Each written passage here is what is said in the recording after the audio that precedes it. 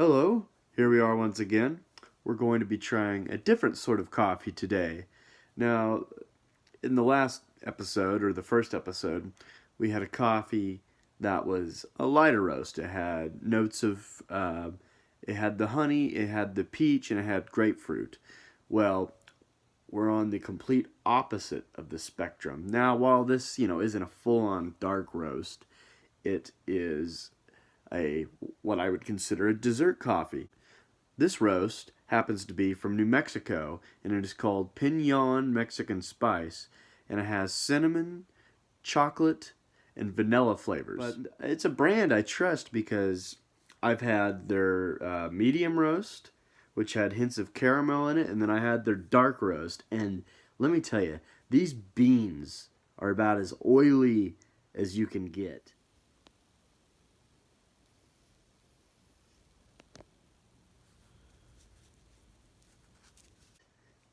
I mean, when you look down at them, they just have this glossy shine, and I mean they're very distinct. Almost all of their beans that I've seen look this way.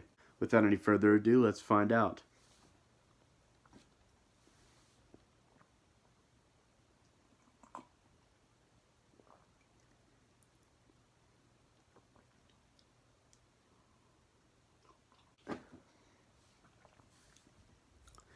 I can tell you this. I can definitely taste the chocolate, but the cinnamon is probably the strongest element. Now, I think I can taste the vanilla as well, but the chocolate and the cinnamon are like probably probably what you're going to taste first, at least from my perception. Now, there's also supposed to be vanilla.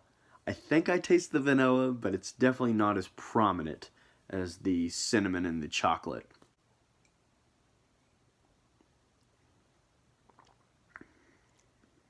Oh yeah, I can taste the chocolate big time, more so on the fourth or fifth drink. Sip.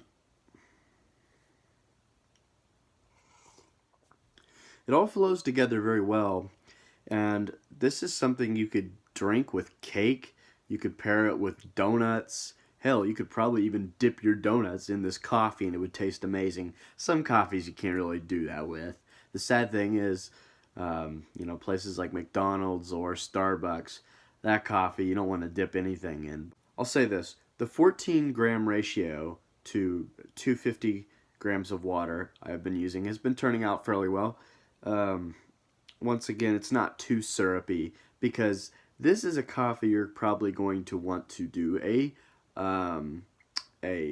probably less potent version of because it basically has what is a natural sweetener. You really don't need any sugar in this. The flavor, the more I sip on this is honestly tremendous. If you like very potent sweet coffees, this is excellent. It's probably one of my more favorite dessert coffees. It is fairly late. It's about 7 over here, 7 p.m. And it goes good after a hot meal. I'd definitely give it a good rating. Um, yeah, I really, really enjoy this Piñon. I really respect that roaster a lot. I guess I could put a link in the description. Sorry. But no, overall, I really, really enjoy this. It's good for a fall morning or a fall after a nice warm supper at Thanksgiving, which is coming up. Cheers. Oh, I love it. I really do. Now, Piñon, the roaster, their design is pretty cool. It's very simple.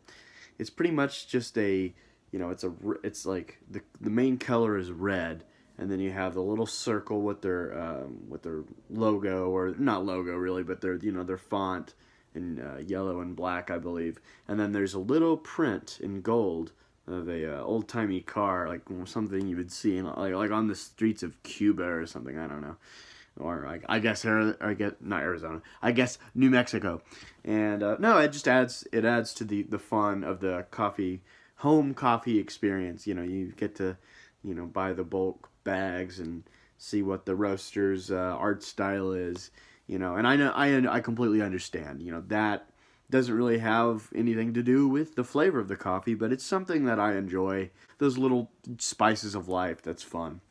Uh, Mexican spices of life in this case. Isn't that funny? But no, I really do enjoy this coffee overall.